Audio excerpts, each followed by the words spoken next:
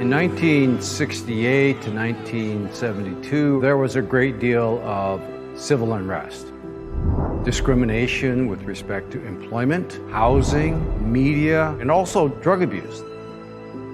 There were huge gaps in those services to serve the Asian Pacific Island community. We were not the model minority. We had needs, and so we decided to focus on mental health care and started ACRS. My boss at Harborview Mental Health Center, Dr. Lindbergh Sata, took a $20 bill out of his pocket and he said, "Go buy some green tea and serve it to the customers." When I think about that first moment, I think about the fact that one simple action, small action or modest action, can create a movement.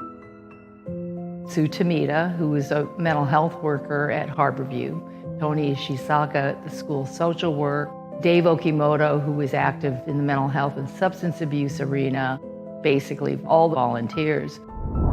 It almost felt like family that trusted each other, that worked really hard together and played pretty hard together.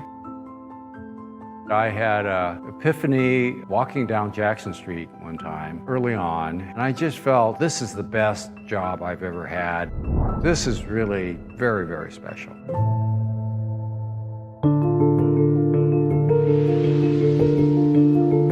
One of our big turning points was the fall of Southeast Asia and the huge influx of Southeast Asian refugees in 1975. The needs of refugees are immense. In addition to the fact that all refugees had gone through this horrible experience, we needed to meet people where they were. So as the community grew, we added staff who already had the respect and reputation in their communities. We'd hear about a need and be more innovative about how to implement so that it would reflect the cultural needs of our community. The food bank was one of them.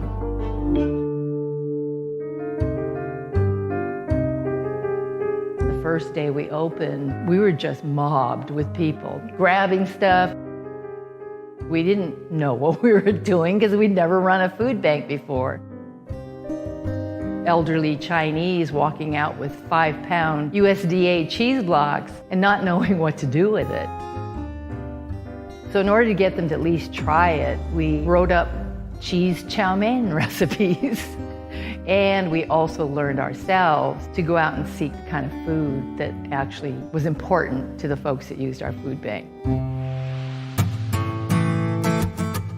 We learn, we respond. We're never happy to just be the status quo. So another real turning point is helping communities access the tools and the mechanisms to participate in our democracy. I think that is just so crucial to belonging. We're actually saying you can also change the systems, and we're going to create and facilitate the avenues for you to do that. In the mid-90s, new welfare reform policies really shut out immigrants and refugees from accessing critical benefits that they needed to survive. Communities across the state of Washington and leaders came together to create the Asian Pacific Islander Coalition of Washington State. We brought thousands of people to the state capitol, folks who never met a legislator, along with volunteers and staff who could help provide some translation and interpretation so that legislators, decision makers, policymakers could see us as a collective movement and the power of that movement. I mean, I think that we don't win alone, we win with other people by our side. And I think we've seen that time and time again. Our liberation is tied to each other, that none of us are free until all of us are free. Today, our policy and civic engagement program has again helped to activate and bring younger people into this work. And it harkens back to our early beginnings that were about social work students, community volunteers coming together. valuing the opinions and the leadership of young people while also making sure that we are constantly honoring our legacies, our elders, and where we came from. And every moment that calls for it, we're saying, who's not at the table? Who are we not serving? We are not a monolith, but rather a diverse community. I am inspired by all these emerging issue areas that our communities are lifting up, stepping aside and giving voice to others. It also means sharing power, centering the most marginalized, the most impacted community members so that they are front and center, not ACRS. ACRS has grown and evolved to really bring meaning to what is belonging.